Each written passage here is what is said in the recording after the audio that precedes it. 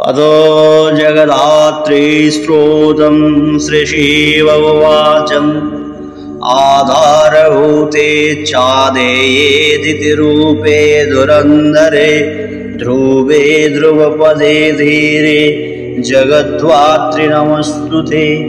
शवाकारे शक्तिरूपे शक्तिस्ते शक्तिविग्रहे स्वक्त्वाचार प्रिये देवी जगद्धात्री नमस्तुते। जयदे जगदानन्दे जगदेक प्रपूजिते जयो सर्वगते दुर्गे जगद्धात्री नमस्तुते। परमाणुस्वरूपे च दाणुकादिस्वरूपिणि सूक्ष्मादिसूक्ष्मरूपे च जगद्धात्री नमस्तुते।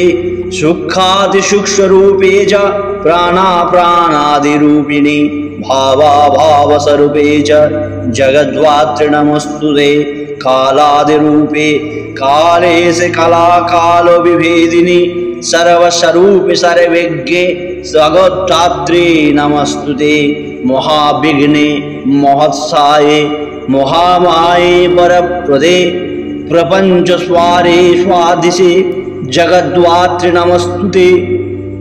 अगम्ये जगतामादे महेश्वरे वराङ्गणे अशेषरूपे रूपस्थे जगद्धात्री नमस्तुते।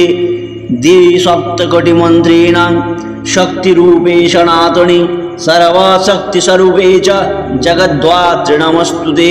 तीर्थयोगतपोदान योगसारे जगन्मये तमेव सर्वस्ते जगद्धात्री नमस्तुते। दयारूपे दयादृष्टे दयाद्ये दुःखमोचिनि सर्वोपात्तरिके दुर्गे जगद्धात्री नमस्तुते। अगम्यधाम धामस्ते महिषयोगहितपुरे अमेय भावकूटस्थे जगद्धात्री नमस्तुते। जपटे श्रोतम् एतत् प्रजान्ते साधकतमं सर्वपापविनिर्मुक्तं पूजाफलमप्नुयात् इति जगद्धात्री कल्पे श्री जगद्धात्री स्तव समाप्तम्।